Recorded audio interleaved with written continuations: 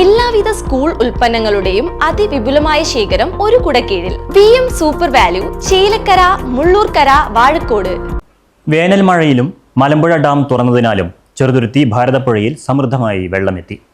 ഇതോടെ കുടിവെള്ളക്ഷാമത്തിന് പരിഹാരമാകുമെന്ന പ്രതീക്ഷ. വർഷകാലം ആരംഭിക്കുന്നതിന് മുമ്പ് ഭാരതപ്പുഴ തടയണയിൽ അടിഞ്ഞുകൂടിയ മണൽ നീക്കം ചെയ്യാനുള്ള നടപടികളും ആരംഭിച്ചു.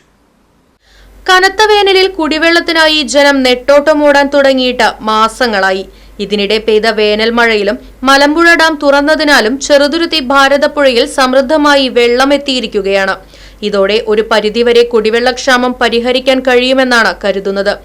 ചേലക്കര MLA UR പ്രദീപ്, മുള്ളൂർക്കര ഗ്രാമപഞ്ചായത്ത് പ്രസിഡന്റ് NS വർഗീസ് തുടങ്ങിയ ജനപ്രതിനിധികൾ കടുത്ത കുടിവെള്ളക്ഷാമത്തെ തുടർന്ന് ഭാരതപ്പുഴയിൽ വെള്ളമെത്തിക്കുന്നതിന് മലമ്പുഴ ഡാം തുറന്നു നൽകണമെന്ന് ആവശ്യപ്പെട്ടുകൊണ്ട് കളക്ടർക്ക് കത്ത് നൽകിയതിന്റെ അടിസ്ഥാനത്തിൽ തൃശൂർ ജില്ലാ കളക്ടർ, പാലക്കാട് ജില്ലാ കളക്ടർ, ഡാം എക്സിക്യൂട്ടീവ് ഡയറക്ടർ തുടങ്ങിയവർ നടത്തിയ ചർച്ചയിലാണ് മലമ്പുഴ ഡാം തുറന്നുവിട്ട് ഭാരതപ്പുഴയിൽ വെള്ളം എത്തിക്കുന്നതിന് വേണ്ട നടപടികൾ കൈക്കൊണ്ടത്.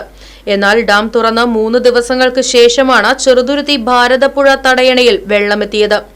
ഭാരതപ്പുഴയിലെ നിരവധി തടയണകൾ കടന്നു വേണം വെള്ളം ചെറുതുരുത്തി പൈങ്കുളം മേച്ചേരി പമ്പ് ഹൌസിലെത്തുവാൻ.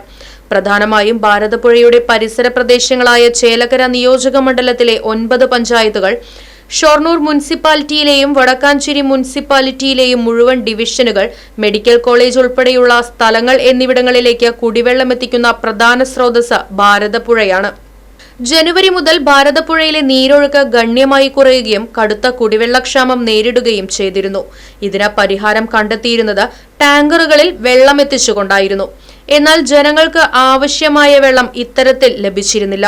പ്രധാനമായും ചെറുതുരുത്തി പൈങ്കുളം മേച്ചേരി പമ്പ് ഹൌസിൽ നിന്നുമാണ് പൊതു ടാപ്പുകളിലേക്കും മറ്റും വെള്ളം പമ്പ് ചെയ്ത് എത്തിച്ചിരുന്നത്.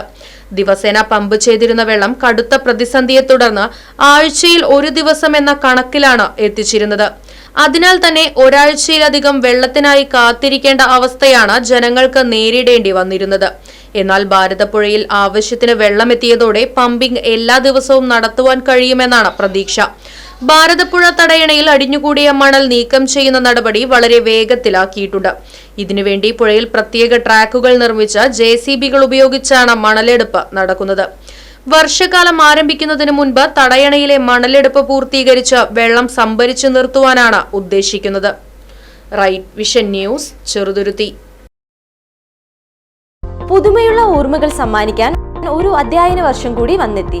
എല്ലാവിധ സ്കൂൾ ഉൽപ്പന്നങ്ങളുടെയും അതിവിപുലമായ ശേഖരം ഒരു കുടക്കീഴിൽ. 30 മുതൽ 50% വരെ ഓഫറുമായി പ്രത്യേകം കൗണ്ടർ സജ്ജീകരിച്ചിരിക്കുന്നു. VM super value, Chelakkara, Mullurkara, Vazhakkode.